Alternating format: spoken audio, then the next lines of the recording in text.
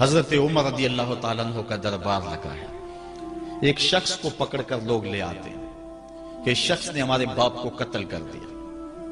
حضرت عمر رضی اللہ تعالیٰ عنہ نے پوچھا کیا ماجرا ہے بھائی؟ اس نے کہا جی واقعی میں ان کے باپ کا قاتل ہوں، لیکن میں نے قصداً قتل نہیں کیا. ہوا یہ کہ میں ایک مسافر ہوں، جا رہا تھا، راستے کے اندر سبز چراگاہ تھی، میرا اونٹ بھوکا تھا، اس چراگاہ میں داخل ہو گیا. اس کے بوڑھے باپ نے پتھر اٹھایا اور میرے اونٹ کو مارا، اس کی آنکھ نکل گئی.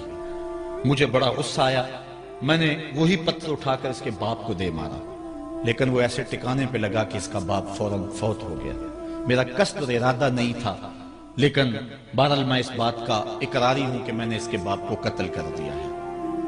آپ جو حکم سنائیں میں اس کو قبول کروں گا، لیکن میں ایک مہلت مانگتا ہوں کہ میرے دوست، میرے بھائی کی کوئی رقم میرے ذمے ہے، میرے پاس اس نے امانت رکھی ہوئی ہے اور وہ مجھے پتا ہے کہ میں نے کہاں چھپا کے رکھی ہوئی ہے. اگر آپ فیصلہ کر دیتے اور میری گردن کاٹ دی جاتی ہے تو وہ امانت جو میں نے رکھی ہوئی ہے سنبھال کر کے، میرے علاوہ کوئی جانتا بھی نہیں ہے، تو وہ اس تک کون پہنچائے گا؟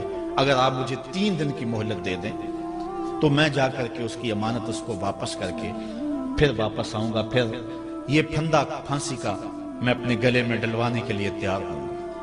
حضرت عمر رضی اللہ تعالیٰ عنہ نے فرمایا کہ کوئی شخص تیری ضمانت دے دے تو ہم تجھے چھٹی دینے کے لیے تیار ہیں.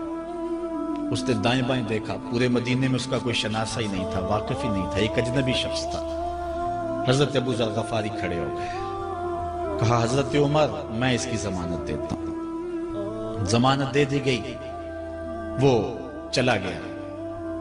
تیسرے دن وعدے کا جو وقت تھا، لوگ جمع ہو گئے، دربار لگ گئے، ابھی تک آنے والا نہیں آیا. لوگوں نے کہا ابو ذر تو نے غلطی کی ہے، ایک اجنبی کی ضمانت دی اور ابھی تک وہ نہیں آیا.